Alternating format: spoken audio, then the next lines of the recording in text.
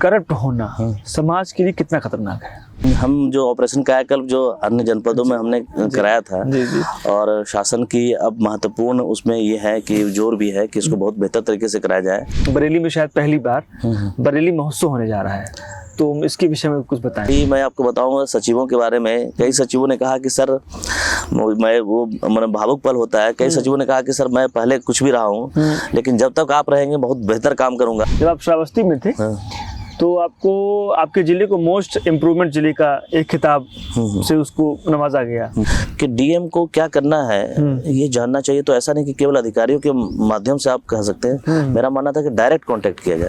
नमस्कार, मैं हूं आशुतोष वत्स, आप देख रहे हैं इंडिया वेव। मुलाकात के इस खास शो में आप सभी का बहुत स्वागत है। आज हमारे साथ हैं एक आईएएस। वैसे तो उनका जन्म बिहार में हुआ, पढ़ाई लिखाई भी बाहर हुई, लेकिन आईएएस बनने के बाद जब वो उत्तर प्रदेश में आए तो उनको एक नया नाम मिला, लाइब्रेरी मैन। जी हाँ, आज हम बात करेंगे उत्तर प्रदेश के एक तेज तर्रार आईएएस नीतीश कुमार से। सर, आपका हार्दिक स्वागत है। आपकी बहुत बधाई। पहली बात तो आपको, आपका काम बहुत दिख रहा है और आपका काम अच्छा हो रहा है, इसके लिए आपको बधाई। Thank you.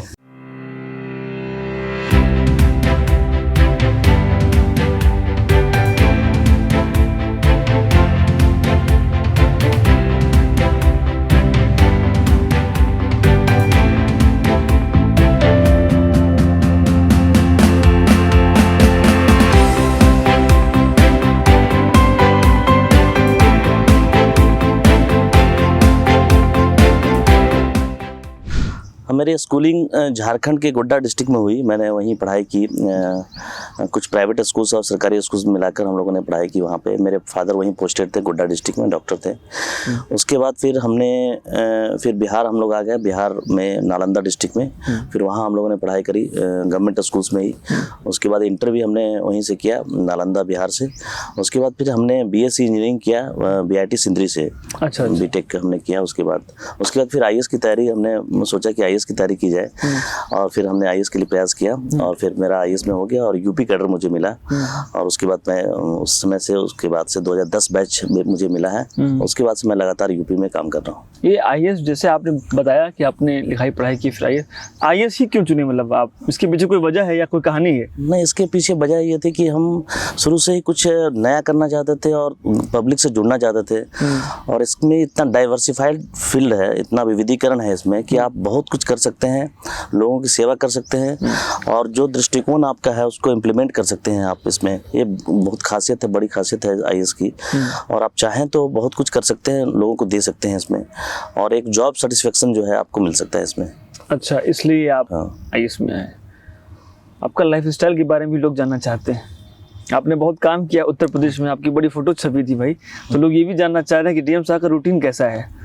नहीं, रूटीन हम लोग सामान्य रूप से रहते हैं। जैसे अगर जब डीएम रहते हैं तो हम लोग का 9:30 से 11:30 जनता दर्शन होता है। फिर हम लोग मीटिंग्स वगैरह लेते हैं। फिर मेरा है अभियान के रूप में कि हम जनता दर्शन करने के बावजूद भी गाँव में जाते हैं। हर एक गाँव में हम लोग रूटीन लगाते हैं। वन डे वन विलेज का कार्यक्रम भी जैसे बरेली जनपद में मैं कर रहा हूँ। पहले भी जब मेरी पोस्टिंग थी एसडीएम्स के रूप में और सीडीओ के रूप में, तो मैं हमेशा गांव जाता था कि लोगों की समस्याओं को सुनना, समझना और कैसे उनकी समस्याओं को दूर करना, इस पे विचार करना बहुत महत्वपूर्ण था। तो गांव में लोगों की बात सुनता था, कैसे समस्याओं को सुन के कैसे योजनाओं को सही तरीके से इम्प्लीमेंट करना है, उस पर फोकस करना बहुत महत्वपूर्ण होता है। और जमीनी हकीकत तब पता चलती है जब आप गाँव जाते हैं, तो इससे बहुत फायदा मिलता है और पॉलिसी बनाने में, उसको क्रियान्वित करने में बहुत अच्छा रहता है उसे। आपको व्यक्तिगत लाइफ में क्या खाना पसंद है, क्या देखना पसंद है, क्या मूवीज वगैरह भी आपको पसंद है? मूवीज भी देखता हूँ और हिंदी मूवीज हिंदी मूवीज ही देखता हूँ। और खाने में तो नॉनवेज ही अच्छा है। लखनऊ में रहा हूँ तो लखनऊ में नॉनवेज भी अच्छा मिलता है। अच्छा। तो नॉनवेज भी अच्छा है, मुझे अच्छा लगता है। अच्छा। एक सवाल था आपसे कि 2012 में शायद आपकी पहली पोस्टिंग थी मिर्जापुर। हाँ, प्रोबेशन हमने महोबा में किया था। ओके। प्रोबेशन पीरियड था उस समय महोबा में। मैंने यूपी में पोस्टिंग सबसे पहले मुझे महोबा मिली। हाँ, अच्छा, महोबा थी। हाँ, असिस्टेंट कलेक्टर के रूप में 2000 क्या था? 2011 में। 11 थी। हाँ, 2011 में पहली पोस्टिंग महोबा, जो प्रोबेशन पीरियड होता है ओके। और ट्रेनिंग पीरियड है। हाँ, हाँ। तो वहाँ हमने अलग अलग चार्जेस लिए, वीडियोस का भी चार्ज देखा, वहाँ SDM के भी चार्ज देखा ट्रेनिंग पीरियड में। उसके बाद मेरी पोस्टिंग मिर्जापुर में हुई आफ्टर ट्रेनिंग। 2011 हम मान लें। हाँ। 2011 से 2020 तकरीबन 9 साल हो गया। ये पूरा अभी तक का जो आपका एक कार्यकाल बीता 9 साल का, कि आपका अनुभव कैसा रहा एज एन IAS? यहाँ बहुत रोचक अनुभव रहा, बहुत कुछ सीखने को मिला। यूपी कैडर बहुत बेहतर कैडर के रूप में है। यहाँ आबादी बहुत अधिक है, समस्याएं भी बहुत जटिल हैं, और उसको कैसे हम समस्याओं को टैकल कर सकते हैं उसको सीखने का हम लोगों को मिला। और यहाँ पूरी एक प्रक्रिया है, सीनियर्स वगैरह भी हम लोग को मदद करते हैं, किस तरीके से ट्रेनिंग से लेके आगे कैसे हम लोग काम कर सकते हैं और कैसे बेहतर सेवाओं को दे सकते हैं, वो बहुत सीखने को मिला। हम लोगों ने कई एक्सपेरिमेंट्स भी किए।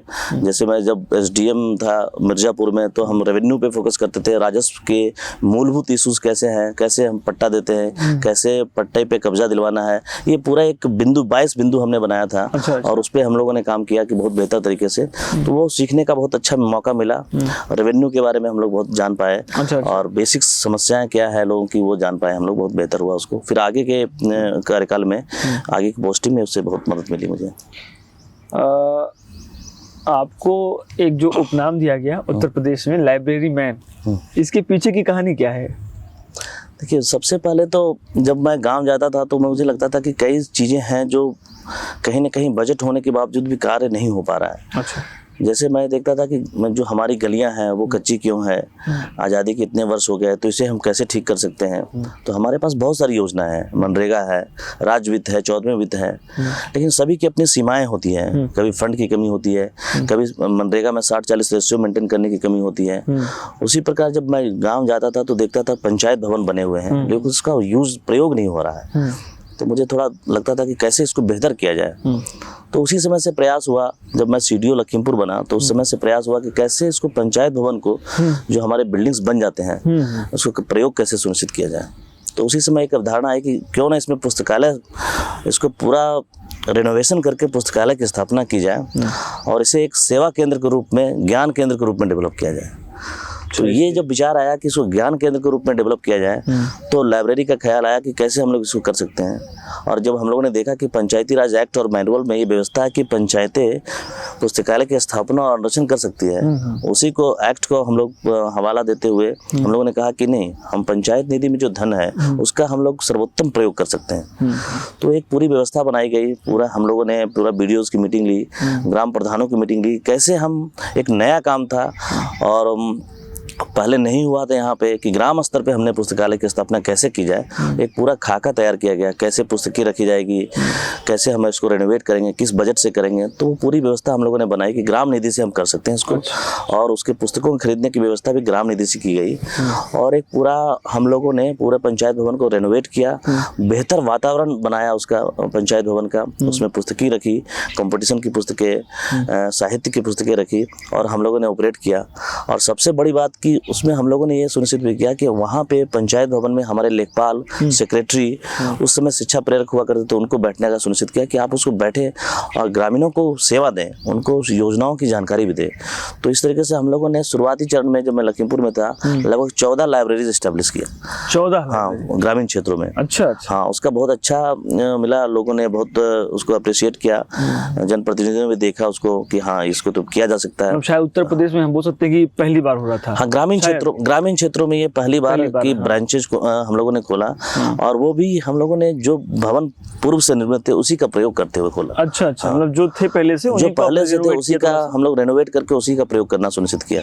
ऐसा नहीं कि हम लोग नए, अगर हम लोग भवन बनाते तो उसमें समय लग जाता था, और जो पुराने यूज नहीं हो रहे थे उसका प्रयोग सुनिश्चित किया। ये उसकी खासियत थी। मतलब इसको कहा जाए कि आपने छोटी सी रिसाइकलिंग कर दी। हाँ, रिसाइकलिंग कर दिया हम लोगों ने की। और इसका एक है जो पंचायत भवन जो है, हमारे ग्राम स्वराज की अब जो अवधारणा है, उसमें पंचायत भवन एक मूल उद्देश्य को लेकर चलता है कि कैसे हम योजनाओं की जानकारी वहां तक पहुंचाएं। अच्छा। तो उसके तहत हम लोगों ने ये भी किया कि लाइब्रेरीज में सरकार की जितनी योजनाएं थी उसको भी रखवाया। ओह, शासनादेश भी हम लोगों ने रखवाने का प्रयास किया कि वहाँ पे लोग बैठें, ज्ञान अर्जन करें। पंचायती राज मैनुअल्स हमने रखवाया अच्छा। कि पंचायत के बारे में लोग जाने समझे, अपने अधिकारों को समझे।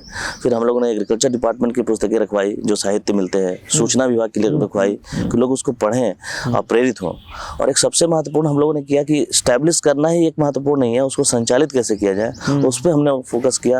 और हम लोगों ने 600 रेकरिंग कॉस्ट रखा। उसमें हम लोगों ने प्रतियोगिता दर्पण जो प्रतियोगी परीक्षा की तैयारी करते हैं उसके लिए पुस्तकें, महिलाओं के लिए पुस्तकें, बच्चों के लिए पुस्तकें, 2 न्यूज़पेपर ये रखवाना सुनिश्चित किया। 600 कॉस्ट में ये चीज़ें रखी जाए कि लोगों को एक बेहतर वातावरण भी मिले, लोग गांव में एक जगह बैठे और चर्चा करें विकास के बारे में और कार्य योजना भी बनाए। तो हमारा एक सभी उद्देश्य हम लोग का उसमें पूरा हुआ। ज्ञान केंद्र के रूप में भी उभरा हुआ और सेवा केंद्र के रूप में जो सरकार की योजनाओं के रूप में उभरा। तो ये बहुत अच्छी पहल, क्योंकि मुझे नहीं लगता है यूपी में ऐसे शायद ही कहीं कुछ बन गया हो। बट ये मुझे भी जब मैंने आपके बारे में थोड़ा देखा जाना, मैंने कहा ये तो बड़ा अच्छा है और ये बल्कि पूरे भारत में हो तो ज़्यादा अच्छा है। नहीं, उसको फिर हम लोगों ने मैसेज है, हाँ, स्केल अप किया उसको। फिर हर एक चीज जैसे पास है सब कुछ, लेकिन कुछ चीजें हो ही नहीं पा रही हैं। हाँ, उसका नेगेटिव होता है कभी। एक और अच्छी बात मैं बताऊं आपको कि यूपी में ब्यूरोक्रेसी हो चाहे जो ग्रास रूट लेवल पे जो मशीनरी काम कर रही है, अगर आप अभियान के रूप में संचालित करके कार्य कराते हैं तो उनका बहुत बढ़िया रिजल्ट आता है, बहुत पॉजिटिव रिजल्ट आता है। आप अगर नेतृत्व देते हैं तो बहुत अच्छा वो करते हैं और वो भी दिखाते हैं कि हमारे अधिकारी के साथ हम चलकर बहुत अच्छा काम करें। और उसी मशीनरी से लोगों ने इतना बेहतर कार्य किया। मैं आपको बताऊं कि लखीमपुर में जब था तो मैंने 200 किलोमीटर खड़ंजा मनरेगा योजना से और राज्य वित्त योजना से बनाने का प्रयास किया और सभी प्रधानों ने, सभी सचिवों ने इसमें इतना सहयोग करा और केवल 7 डेज में पूरी कार्य योजना कंप्लीट हुई। और हम लोगों ने पूरा उसके लिए पहले से हम लोगों ने प्लान बनाया, उसको कार्यान्वित किया और 7 दिन के अंदर हम लोगों ने 200 किलोमीटर खड़ंजा हम लोगों ने तैयार किया। सभी ग्राम पंचायतों में वैसी गलियां जहाँ पे आज तक कभी काम नहीं हुआ था उसको हम लोगों ने टेकअप किया और सभी प्रधानों ने, सभी सचिवों ने इसमें बहुत महत्वपूर्ण भूमिका निभाई और लोगों ने कहा कि सर ये बहुत बेहतर कार्य हुआ है। तो जो मशीनरी काम नहीं कर पाती है, बता रहे हैं लोगों की आलोचना होती है, उसी मशीनरी से बहुत बेहतर काम किया जा सकता है और बहुत बेहतर करते हैं। अगर पॉजिटिव सोच हो तो बहुत बेहतर किया गया है उन लोगों को। बिल्कुल, मुझे ऐसा लगता है आपकी बात से कि शायद जो लीड कर रहा है उसका भी बड़ा असर है। हाँ, मतलब उन्हें लगना चाहिए कि जो लीडर है उसकी मंशा सही है और उसकी मंशा सही है और वो सही डायरेक्शंस में कर रहे हैं तो लोग आपके साथ जुड़ते हैं। बिल्कुल। और जुड़कर आगे आप जहाँ ले जाना चाहते हैं वो जाते हैं बेहतर करने के लिए, क्योंकि सभी में रहता है कि समाज के लिए बहुत बेहतर करें। मेरा ये भी मानना है। मैं आपको बताऊंगा सचिवों के बारे में, कई सचिवों ने कहा कि सर मैं भावुक पल होता है। कई सचिवों ने कहा कि सर मैं पहले कुछ भी रहा हूँ लेकिन जब तक आप रहेंगे बहुत बेहतर काम करूंगा और कहीं से कोई शिकायत नहीं आने दूंगा। और उसने पूरा मन लगाकर काम किया और उसने कम से कम 10-12 गाँवों की तस्वीर बदली। बड़ी बात है। तो लोग ऐसा नहीं है कि हम केवल व्यक्ति के भूतकाल को देखें, हम उसके अगर कोई अच्छा करना चाह रहा है तो उसको प्रेरित करके बहुत बेहतर करना, मौका मिलना चाहिए सुधरने का या जो भी कहें। हाँ बिल्कुल। जब आप श्रावस्ती में थे तो आपको आपके जिले को मोस्ट इम्प्रूवमेंट जिले का एक खिताब से उसको नवाजा गया। इसकी कहानी बताइए, क्या है? हम लोग श्रावस्ती में जब थे तो श्रावस्ती बहुत पिछड़ा जनपद हुआ करता है और वहाँ पे सोशल इंडिकेटर हो चाहे हेल्थ का इंडिकेटर हो उसमें बहुत पिछड़ापन था। जब मैं श्रावस्ती में ज्वाइन किया तो वहाँ हम 75th नंबर में था हेल्थ के क्षेत्र में। अच्छा। RI मात्र 39% था। अच्छा। हाँ, तो हम लोगों ने सोचा कि कैसे हम चीज़ों को बेहतर कर पाए। तो RI रूटीन इम्यूनाइजेशन कैसे बढ़िया किया जाए, क्योंकि वहाँ का आप जानते हो TFR भी बहुत ज़्यादा है। उस समय जब मैं ज्वाइनिंग किया था उस समय 5.4 के लगभग था TFR। उसके बाद फिर ये प्रयास किया गया कैसे हेल्थ सेक्टर में ज़मीनी स्तर पे काम किया जाए। और ये बहुत ज़रूरी है कि आप चीज़ों को पहले प्रॉब्लम को समझें कि कहाँ से समस्या आ रही है। और ग्राउंड लेवल पे जो हमारे आशा है, आंगनवाड़ी है, हमारे पास बहुत स्टाफ है, स्ट्रेंथ है, केवल उन्हें एक दिशा की ज़रूरत होती है, कैसे हमको काम करना है, किस दिशा में काम करना है, वो बहुत महत्वपूर्ण होता है। मैं आपको बताऊं, फिर हम लोगों ने हर एक ट्राइमेस्टर का 3 मंथ्स का हमने रूटीन बनाया कि कैसे हम इसको इम्प्रूव कर सकते हैं सिस्टमिक रूप से। तो फिर हम लोगों ने ये किया कि कैसे एक आशा के अंदर जो 1000 आबादी को सर्व करती है, कैसे पॉपुलेशन ग्रोथ होकर आज के डेट में, जिस समय मैं गया 1500 आबादी हो गई एक आशा की। तो हम अगर फिगर 1000 आबादी पर हम चलते हैं, कितने प्रेग्नेंट वुमेन है, और अगर 1500 आबादी पे है तो हम बढ़ेंगे, डेटा हमारा ज़्यादा आएगा। तो उस पूरे डेटा को एनालिसिस किया गया और हमने जो गैप एरिया थे उसको हमने चिन्हित किया और हमने पूरा फॉर्मूला तैयार किया, कैसे कितनी आशाएं हैं उनके यहाँ, जो प्रेग्नेंट वुमेन है वो कितनी हैं, क्या उन्होंने जो चिन्हीकरण किया है वो सही किया है या गैप सभी रह गए हैं। पूरा फॉर्मूला तैयार किया गया, पूरे जनपद का हर एक एरिया का तैयार किया गया, हर एक स्पेसिफिक एरियाज का तैयार किया गया। बहुत महत्वपूर्ण और बहुत बेसिक कार्य था। लोगों को मैंने ब्लैक बोर्ड पे बताया कि कैसे आप चीज़ों को चिन्हित कर सकते हैं, कैसे आप MOIC जो हमारे है प्राथमिक स्वास्थ्य केंद्र के और CSC के, उसको देख सकते हैं कि कैसे हम मेरा डेटा जो है, डेटा के द्वारा हम कैसे देख सकते हैं कि कहाँ पे काम हो रहा है, कहाँ पे नहीं हो रहा है। जैसे मैं आपको बताऊं, जैसे अगर कोई TFR किसी का 5 है, TFR टोटल फर्टिलिटी रेट अगर किसी जनपद का 5 है एग्जाम्पल के रूप में, तो वहाँ पे 1000 की आबादी है तो एक साल में लगभग 50 महिलाएं होगी जो लगभग प्रेग्नेंट होगी एक साल में। और अगर आप एनी टाइम किसी भी समय जाएंगे तो लगभग 24 महिलाएं होगी। तो एक फॉर्मूला हम लोगों ने बनाया कि इस तरीके से हो सका। तो उस फॉर्मूला पे देखा गया कि कहाँ किन आशाओं ने रिपोर्टिंग अंडर रिपोर्टिंग की है। तो फिर हम लोगों ने पूरा आइडेंटिफाई हुआ कि किसी ने 10 किया है, किसी ने 12 किया है। तो TFR का डेटा लेते हुए, अलग अलग क्षेत्रों का डेटा लेते हुए, पिछड़ापन के आधार पर, आर्थिक सामाजिक पिछड़ापन के आधार पर फिर हमने गैप्स आइडेंटिफाई कर लिए सभी। और उसके बाद हम लोगों ने देखा कि हाँ, यहाँ रिपोर्टिंग कम हुई है। तो फिर हम लोगों ने आंगनवाड़ी को, आशाओं को उसको भेजा कि आप लोग थोड़ा रिपोर्टिंग कम है, उसको इस तरीके से देखें तो आपको निकल के आएंगे। तो फिर हम लोगों ने फिर देखा कि नहीं, बहुत प्रेग्नेंट वुमेन चिन्हित होने लगी। जब चिन्हीकरण आपका होगा तो आपका ANC रजिस्टर होता है, एंटीनेटल केयर रजिस्टर होता है, उसमें दर्ज करेंगे। उसके बाद आप स्वास्थ्य सेवाओं से उनको जोड़ दिया। जब आप स्वास्थ्य सेवाओं से जोड़ते हैं उन्हें, तो उसके बाद जब प्रेग्नेंट वुमेन को जोड़ें तो फिर उनके पास आयरन फोलिक एसिड की टैबलेट आप दे पाएंगे बहुत बेहतर तरीके से। फिर उसका संस्थागत प्रसव होगा, फिर उसके बच्चे और माँ दोनों का स्वास्थ्य बेहतर होगा। अगर संस्थागत प्रसव होगा तो उसके डेथ की संभावना नगण्य हो जाती है, पोषण भी मिल जाता है उन लोग को। तो इस तरीके का पूरा एक अभियान के तौर पे हम लोगों ने किया। हम लोगों ने सीधे डायरेक्ट भी प्रयास किया कि हम लोग ANM से बात करें, आशा से बात करें। मैं बताऊं कि सभी से डायरेक्ट हमने कांटेक्ट किया, कैसे हम आशाओं को, कैसे ANM को, कैसे स्टाफ नर्स को हम लोग मोटिवेट करें और बताएं कि किस तरीके से हमें काम करना है, किस तरीके से आगे बढ़ना है। और मैं बताऊं, सब लोगों ने बड़ा पॉजिटिव वे में लिया उसको। और 3 महीने के अंदर हम जब 75 नंबर पे थे, सीधे 39 नंबर पे आ गए। तो फिर हम लोगों को लगा कि हम लोग सही दिशा में जा रहे हैं। तो हम लोग सही दिशा में जा रहे हैं। हाँ, ये इम्प्रूवमेंट था। तो फिर मुझे लगा कि सही दिशा में जा रहे हैं। तो फिर हम लोगों ने बोला हर एक 3 महीने का हमने मतलब कि ग्राउंड वर्क ही फोकस करें, कैसे ANC रजिस्टर में सबका नाम दर्ज हो, सही समय पे नाम दर्ज हो, उसका चेकअप प्रॉपर हो जाए। उसके बाद फिर अगले 3 महीने में हम लोगों ने लगभग 10 से 15 रैंक के बीच में आ गए। और आपको मैं बताऊँ, अंतिम साल के अंतिम होते होते जो MCTS की रैंकिंग होती है, जो प्रमुख सचिव स्वास्थ्य जारी करते थे, उसमें हम लोग श्रावस्ती जनपद 2-3 महीने तक लगातार 1 नंबर पे रहा। तो एक बड़ा परिवर्तन, बहुत बड़ा परिवर्तन, बहुत छोटे प्रयास से कि ग्राउंड लेवल पे चीजों को समझते हुए कि कैसे उसी मशीनरी से जो गैप्स को आइडेंटिफाई करते हैं हम लोग कैसे बेहतर कर सकते हैं, वो चीजें आती हैं। आपकी बात सुन के मुझे ऐसा पता नहीं क्यों लग रहा है कि शायद जो IAS या जो लोग जिम्मेदारी पे के अच्छे पद पे हैं, चाहे वो मंत्री हो, IAS हो या जो भी है, वो जो एक निचला स्तर होता है ना, वो अपने आप को कहीं दूर पाता है। जो आपने भी एक बात कही ना कि हमने उनसे भी बात की, मुझे लगता है कि लोग बातचीत करते होंगे, बट आपने बात की, शायद उनके मन में भाव आया कि हमारी भी जिम्मेदारी है। आपने उनको ये चीज याद दिलाई और कहीं ना कहीं उसका ही असर आपको हुआ। नहीं, इसका एक और उदाहरण है बहुत। जब मैं श्रावस्ती में DM बनकर गया तो उस समय फिर तब हमने सोचा कि कैसे हम, उसके बाद फिर हम लोगों ने कुछ प्रयास किए थे लखीमपुर में भी, लेकिन हमने सोचा इस प्रयास को बहुत स्केल अप किया जाए, बहुत बड़े स्तर पर किया जाए। तो इसके तहत जो मैं बताया कि सबसे हमको जमीनी स्तर पर पहुंचना होगा, तो हम लोगों ने सबसे प्रधानों की बैठक बुलाई।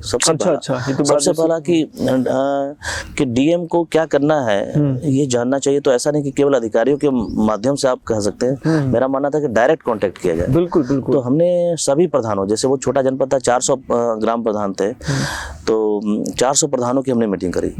जितने हमारे सेक्रेटरीज थे, 150 सेक्रेटरीज थे, सचिव थे, सभी की मीटिंग करी हमने, डायरेक्ट मीटिंग करी, सभी बीडीओज की, एडीओज, पंचायत की, सभी की मीटिंग करी। तो हमने बोला कि देखिए, हम जाते हैं स्कूल्स में, हम जाते हैं अपने पंचायत भवन में, हम आंगनवाड़ी केंद्र में जाते हैं, हमारे एएनएम सब सेंटर्स जाते हैं, तो हमारे सरकार की जो एक सेवा देने की संस्था है, वो 5 संस्थाएं जो मैंने महसूस किया जब ग्रामीण क्षेत्रों में जाता था, कि 5 संस्थाएं हमारी है जो सरकार की सेवाएं देती हैं अलग अलग तरीके से।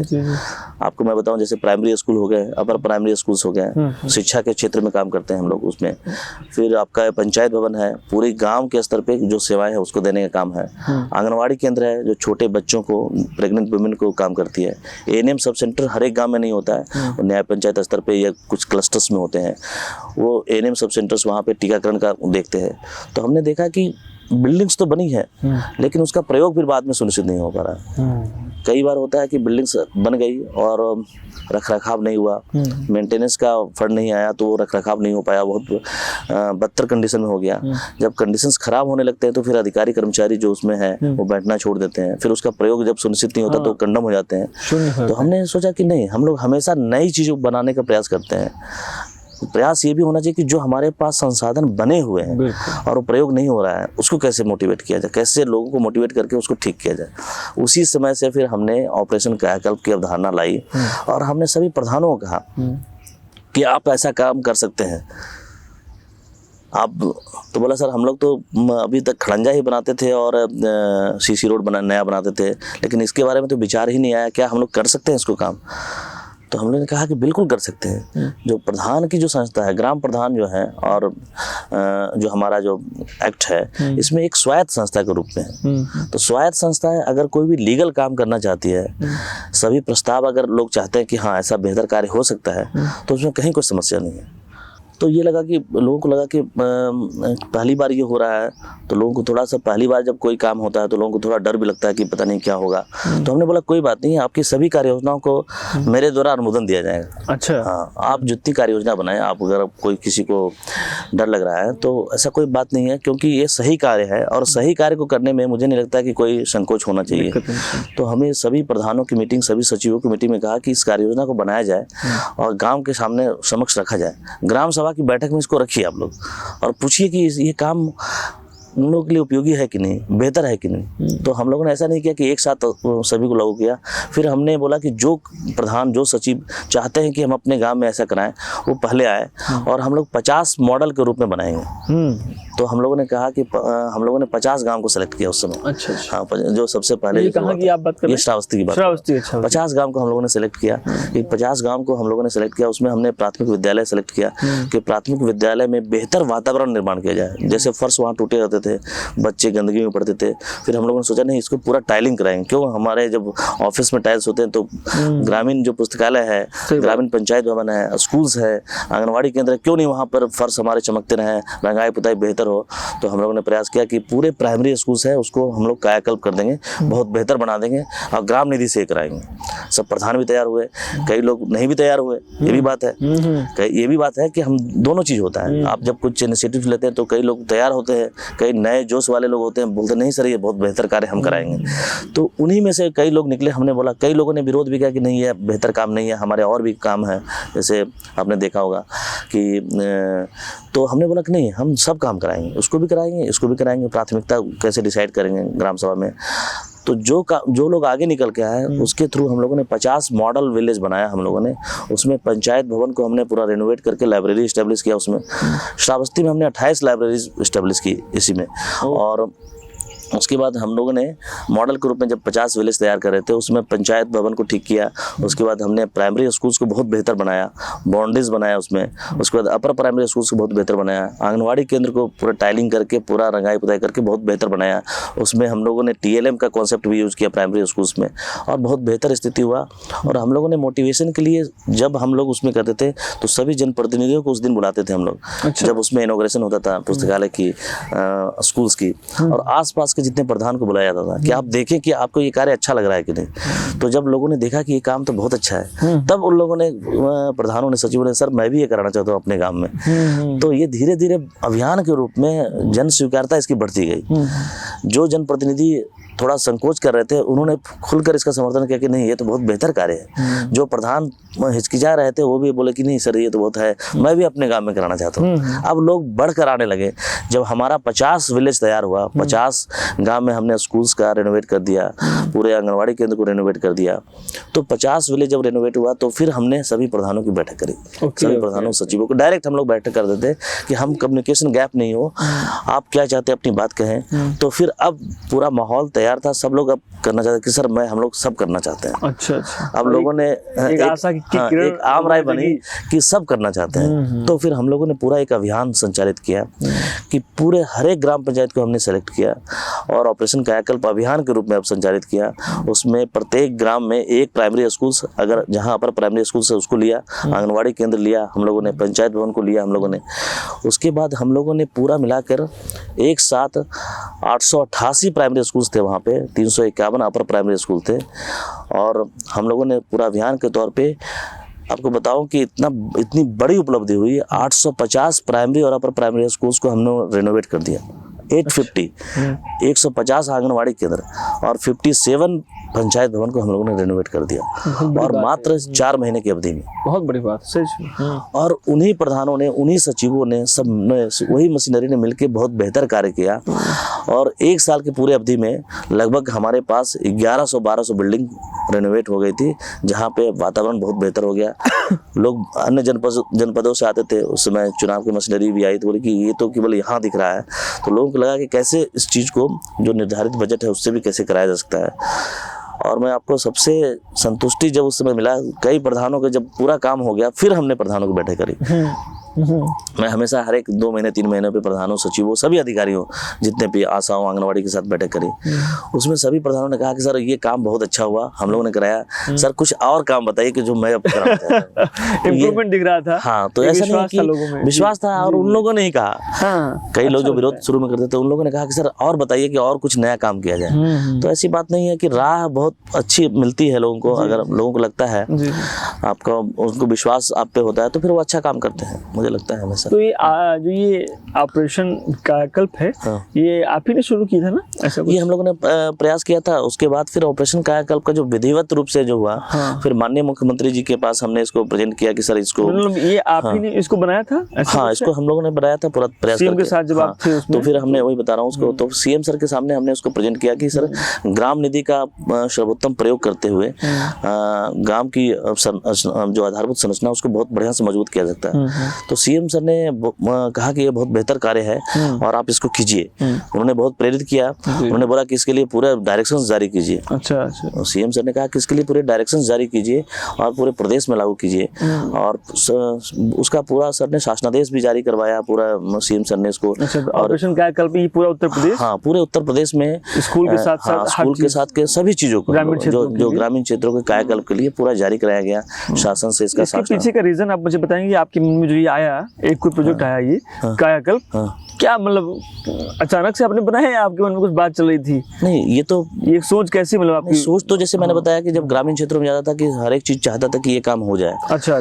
तो उस समय होता था कि ये काम इससे नहीं हो सकता है, 60-40 रेशियो मनरेगा मेंटेन नहीं हो रहा है। जी। तो मैंने कहा कि कन्वर्जेंस करके बहुत काम कराया जा सकता है, राज्य वित्त और मनरेगा से कन्वर्जेंस करके बहुत काम कराया जा सकता है। अच्छा। बहुत नए काम कराए जा सकते हैं। लोगों का एक मेंटल ब्लॉक हो जाता है कि अगर शासन अलग से बजटरी सपोर्ट करेगा तभी हम काम करा सकते हैं। जबकि ये है कि हम एक स्वायत्त संस्था है ग्राम पंचायतें, स्वायत्त संस्था है। अगर ग्राम सभा की बैठक करके अगर कोई प्रस्ताव पास करती है कि हम इसको करा सकते हैं, तो उसमें कहीं कोई समस्या नहीं आती। जब हम लोगों ने प्रयोग किया और ये सफल रहा, तो मुझे लगा कि इसको पूरे प्रदेश स्तर पर लागू हो जाए तो बहुत बेहतर है। अच्छा। अब माननीय मुख्यमंत्री जी ने जब इस प्रोजेक्ट को देखा तो उन्होंने इसकी सराहना की और इसको कहा कि इसको पूरे प्रदेश में लागू करना चाहिए।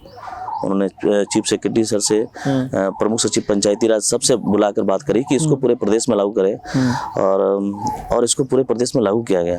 और मैं आपको बताऊं, आप बधाई के पात्र हैं कि आपकी एक पहल थी जो आज उत्तर प्रदेश में भी लोग उसकी बारे में इसमें, बातचीत कर रहे हैं, हाँ, काम कर रहे हैं। हाँ उसको बात कर रहे हैं, लोगों स्वीकार्यता बढ़ी इसकी। हाँ। और लोगों को लगा कि हाँ इसको किया जा सकता है। बिल्कुल। माननीय मुख्यमंत्री जी ने इसको प्रोजेक्ट को बहुत बेहतर तरीके से लिया और उसे कहा कि इसको पूरे प्रोजेक्ट को लागू किया जाए बहुत अभी क्या बेहतर तरीके स्थिति से। इसका? अभी इसको पूरे सभी जनपदों में इसको संचालित किया जा रहा है और जहाँ लोग अच्छे से काम कर रहे हैं, बहुत बेहतर कार्य हो रहा है।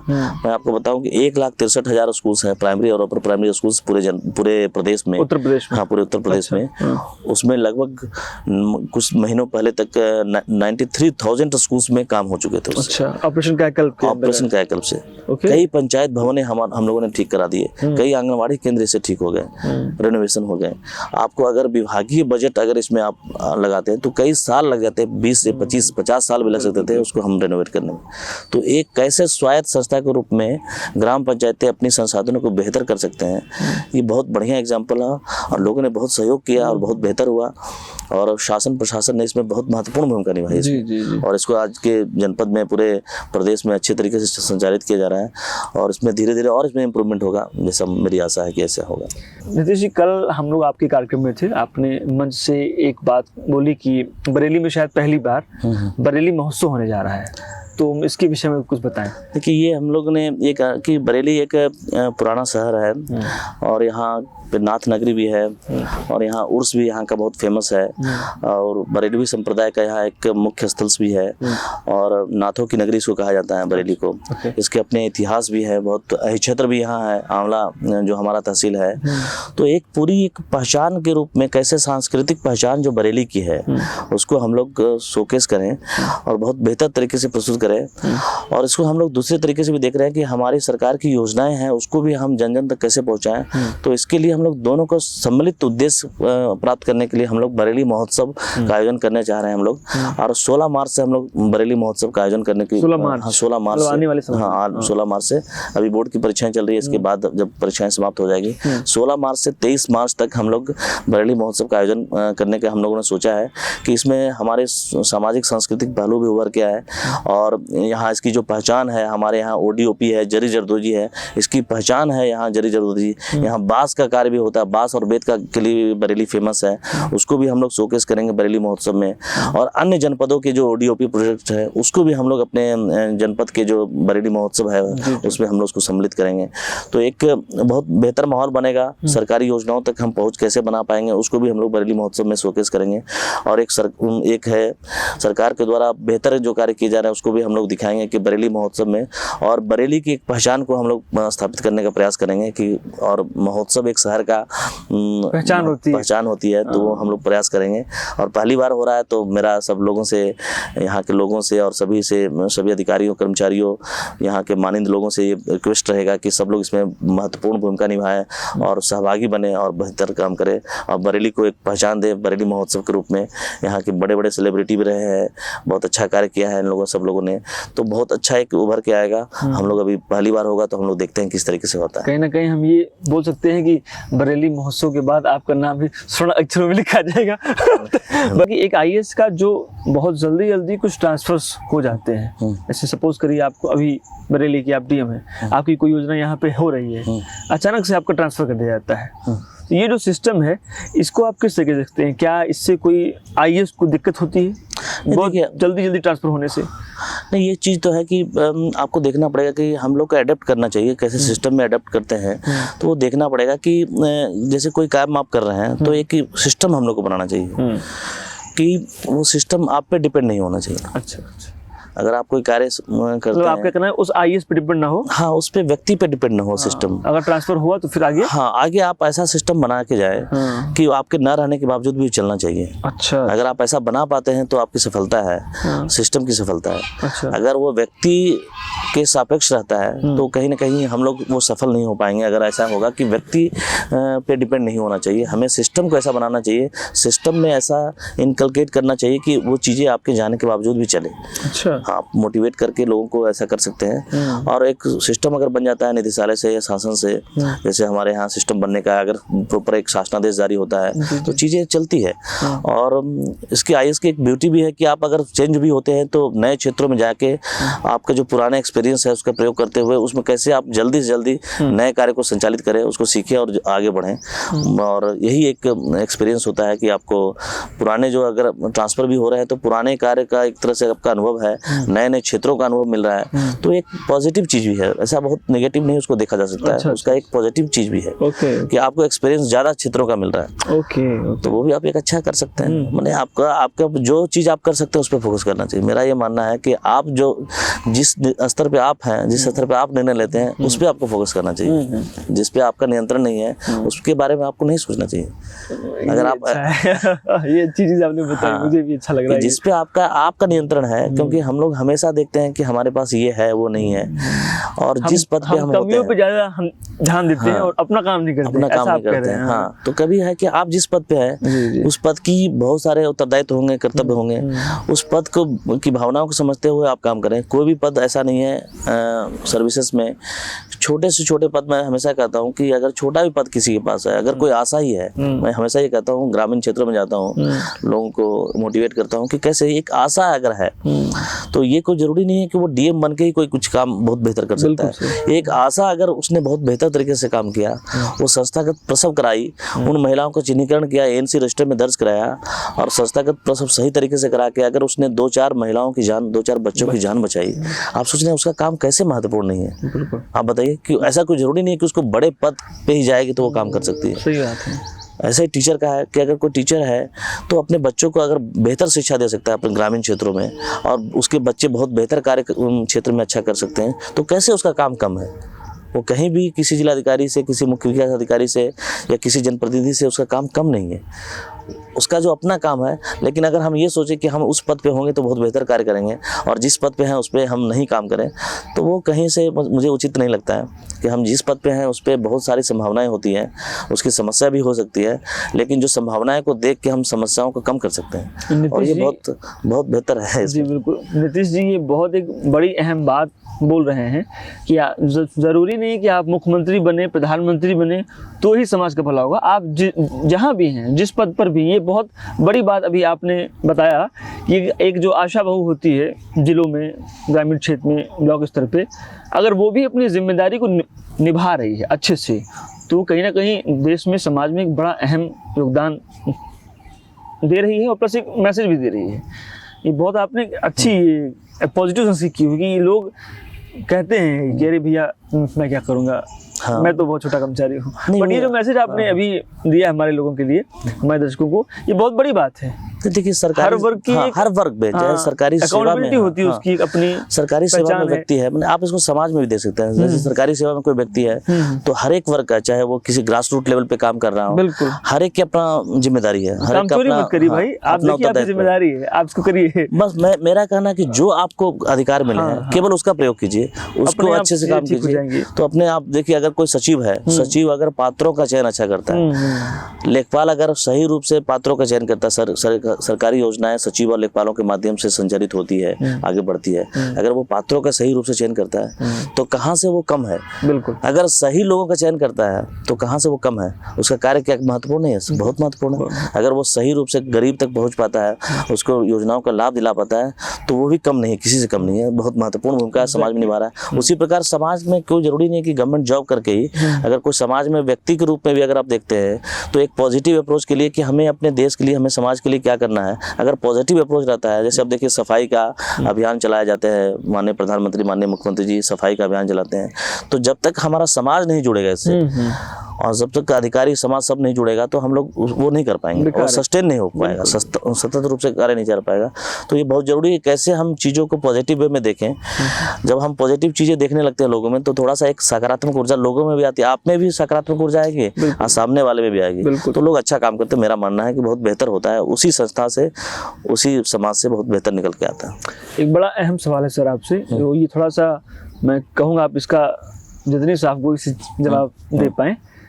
हमारे यहाँ ज़्यादातर अखबारों में महीने में, 2 महीने में, साल में कई खबरें आती हैं अधिकारियों को लेकर के, आईएएस को लेकर के, क्योंकि आईएएस देश चलाता है, शासन प्रशासन लगभग वही चलाता है। एक आईएएस का करप्ट होना समाज के लिए कितना खतरनाक है? देखिए कई चीज़ें, दो चीज़ें हैं। जैसे कई बार होते हैं, कई आईएएस जो हैं, कई जांचें होती है, कई लोग जनहित में कार्य करने में प्रक्रिया को नहीं अपनाते हैं, उसमें भी जांच होती है और उसमें भी कई लोग को दिक्कतें आती हैं। कई लोग सचमुच में उस गलत दिशा में जाते हैं तो उसमें है। तो दोनों का दृष्टिकोण बिल्कुल हम लोग का अलग होना चाहिए कि जो गलत काम करके जा रहे हैं तो समाज से ही लोग निकले हैं। मेरा ये मानना है कि समाज से ही आईएएस भी बना है, कोई वो अलग से नहीं है, प्राणी है। आईएएस पीसीएस ये जो भी अधिकारी हैं समाज से ही आया है। तो हमारा समाज जैसा है उस तरीके से लोग भी हैं। आईएएस में भी बहुत लोग बहुत अच्छे हैं, बहुत लोग बहुत अच्छा नहीं हैं, काम कर रहे हैं। लेकिन वही है कि समाज उसका मॉडल है, समाज को वो कैसा दे पाते हैं। अगर वो बेहतर कार्य करते हैं तो समाज उनको महत्व देता है, उनके कार्यों की सराहना करता है। लेकिन अगर कोई गलत कर रहा है तो उन्हें दंडित भी होना चाहिए और ज़रूर होना चाहिए। तो उसको देखना होगा और हमें ये भी देखना होगा कि क्या वो प्रक्रियागत त्रुटि थी कि अब या उसकी मंशा ही गलत करने की थी, तो उसको देखना होगा हमें। अगर वो गलत है तो फिर कार्रवाई होनी चाहिए। अगर प्रक्रियागत और जनहित में कोई कार्य किया जा रहा है, कई बार होते हैं कि जनहित में लोग कार्य करते हैं और प्रक्रियाओं का बहुत सही समय पे पालन नहीं हो पा रहा है, लेकिन जनहित में कार्य, उसे भी हमें देखना होगा क्या उसकी मंशा क्या थी। अच्छा। वो भी बहुत महत्वपूर्ण है कि मंशा उसकी जनहित की थी कि स्वहित की थी, वो देखना होगा। अगर जनहित की मंशा है तो बहुत बेहतर है। और समाज में जैसे हर एक समाज के सेक्शंस में कुछ अच्छे लोग होते हैं, कुछ खराब लोग होते हैं, तो हमें एक पॉजिटिव लेके चलना चाहिए कि कोई अगर व्यक्ति खराब है या कोई आईएएस भी अगर खराब काम किया है तो हमें निराश नहीं होना चाहिए। हमें ये देखना चाहिए कि कुछ लोग अच्छे करने वाले भी हैं, कुछ खराब करने वाले हैं। ये समाज में मिक्स चीज़ें हैं और हमें प्रोत्साहित करना है कि अच्छे करने वालों को प्रोत्साहित करना चाहिए, उनको भी एक मोटिवेट करना चाहिए कि समाज में पॉजिटिव चीज़ें फैले ज़्यादा और नकारात्मक चीज़ें हम समाज में मानक अगर तैयार करेंगे कि अच्छे लोगों काम करने वाले को, जो ईमानदार लोग हैं उसको हम प्रोत्साहित करेंगे तो हमारा समाज भी उस तरीके से तब्दील होगा। अगर हम करप्शन को थोड़ा समाज में मान्यता देंगे, कहीं ना कहीं लोग आजकल मान्यता दे रहे हैं, तो वो भी एक निगेटिव मैसेज आता है, तो लोग उस और पढ़ते हैं। तो दोनों चीज़ है, समाज को देखना होगा कि कैसे। ये कहना है कि आईएएस भी इसी समाज का हिस्सा है। हाँ, तो कुछ लोग गलत होते हैं, कुछ लोग अच्छे होते हैं। हाँ, सब आप अच्छे पे ध्यान दीजिए, आपका ये कहना है। मेरा ये कहना है कि अच्छे को भी होना चाहिए, फोकस करना चाहिए, उसको प्रमोट होना चाहिए। जो नेगेटिव है वो तो, और नेगेटिव है तो उसको फिर दंडित भी होना चाहिए। दंडित है। नीतीश जी, आपसे एक और सवाल, जो आने वाले आईएएस हैं या जो अभी स्टूडेंट्स तैयारी कर रहे हैं, उनके लिए क्या मैसेज है जो अभी आईएएस में आने वाले हैं? इसके लिए सबसे जो महत्वपूर्ण है कि हमें देखना होगा कि हम किस लिए आना चाहते हैं। अच्छा, सबसे महत्वपूर्ण है कि अगर आपके आने की मंशा, नौकरी करने में बताइए, आपका ये नहीं आपके नहीं आपके आने की मंशा क्या है? केवल पावर प्राप्त करने के लिए आना चाहते हैं? मैंने ऐसा नहीं है कि कोई व्यक्ति है केवल एक ही चीज़ के लिए आना चाहता हो। अगर पावर प्राप्त करने के लिए आना चाहते हैं या सेवा भाव से आना चाहते हैं या दोनों के लिए आना चाहते हैं, वो चीज़ आपको डिसाइड करना होगा कि किस चीज़ के लिए आना चाहते हैं। और मिक्स्ड है तो आप बेहतर कार्यों के लिए आना चाहते हैं तो आप देखिए, केवल आईएएस बनना एक सफलता नहीं होती है। अगर आपने कोई बेहतर सोच के साथ आप सर्विसेज में आ रहे हैं तो आपको देखना होगा कि कैसे हम केवल उसको प्राप्त करना, उस लक्ष्य को प्राप्त करना महत्व नहीं है, क्योंकि उसके बाद आपका उत्तरदायित्व बहुत बढ़ जाता है। अगर आप कोई पद प्राप्त करते हैं उसके बाद आपकी असली परीक्षा जो है उसके बाद होती है। वो तो आपकी व्यक्तिगत सफलता हो सकती है कि आपने कॉम्पिटिशन तैयारी किया, आपने प्राप्त कर लिया, लेकिन अगर आप आंतरिक रूप से आपने कुछ सोचा हुआ है, आंतरिक चेतना आपकी कहती है कि आप कुछ अच्छा करना चाहते हैं, उस चेतना को बनाए रखना और उसको आगे बढ़ा के चलना, वो बहुत महत्वपूर्ण है। तो वो मेरा मानना है कि वो एक आंशिक सफलता है, आपने कोई परीक्षा पास कर ली, लेकिन वास्तविक सफलता तब होगी कि आप समाज के लिए कुछ कर पाएं। और जो कर पाता है वो अच्छा है, और जो नहीं कर पाता कहीं ना कहीं वो असफल होता है। और जीवन में सफलता से ज़्यादा महत्व सार्थकता का है कि जीवन में उसको लगे कि आंतरिक उसको लगे। ये कोई जरूरी नहीं कि समाज में आप सफल हो रहे हैं, आप समाज के अनुसार, मानक के अनुसार काम कर रहे हैं, वो जरूरी नहीं है। अगर आपको लगता है कि स्वचेतना से लगता है कि आप बेहतर कार्य कर रहे हैं, आपको संतुष्टि मिलती है किसी बेहतर कार्य करने से, समाज को आप जो दे सकते हैं, ऐसा नहीं कि आप बहुत कुछ कर सकते हैं और हमेशा पूरे समाज को तुरंत परिवर्तित कर सकते हैं। प्रक्रियाएं धीरे धीरे होती है, आप अपना जो सामर्थ्य है उसके अनुसार आप कर सकते हैं, बेहतर कर सकते हैं, तो एक पॉजिटिव रहेगा। तो आपको सार्थकता का बोध होगा अपने अंदर कि हम कुछ जो भी कर सकते थे वो हमने किया है। और ऐसा नहीं है कि हर एक चीज़ आप कर पाएंगे, आपको कई समस्याएं आएगी, आपके पास संसाधन सीमित होंगे। उन्हीं चीज़ों में संसाधन सीमित होने के बाद भी कैसे आप बेहतर करने का प्रयास करते हैं और इस एहसास को जीवित रखते हैं कि हमें हमेशा बेहतर करने का प्रयास करना चाहिए। बहुत समस्याएं आ सकती है, बहुत अवरोध आ सकते हैं, कई बार आपको बहुत अच्छा नहीं मिल सकता है, लेकिन आपको उस समय में बहुत ज़रूरी है कि आपने अपने मनोबल को बना के रखना है। और वो तब बना के रख सकते हैं आपको जब आपको लगेगा कि हमें सेवा करना है। ये कोई ज़रूरी नहीं कि हमको इस पद पे मिलेगा तभी हम सेवा कर सकते हैं। आप जिस पद पे हैं प्रयास करें कि सेवा करें और अपने जीवन को सार्थक करने का प्रयास करें। और सार्थक मेरा मानना है कि आंतरिक मूल्य है। आपको लगता है कि हमें अच्छा कर रहे हैं तो आपको सेटिस्फेक्शन सब जानता है, व्यक्ति अपने अंदर जानता है कि हम क्या है, समाज उसे जो समझे, लेकिन वो अपने को सब जानता है कि हम क्या है।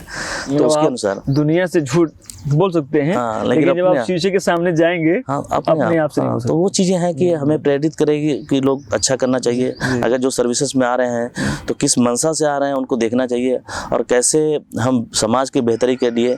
और ऐसा नहीं है कि हम लोग देखते हैं कि व्यक्ति भी जब नौकरी करेगा तो उसको अपने रहने सहने के लिए कोई दिक्कत नहीं होती है, उसके बाद परिवार को देखता है, फिर समाज को भी देखना चाहिए।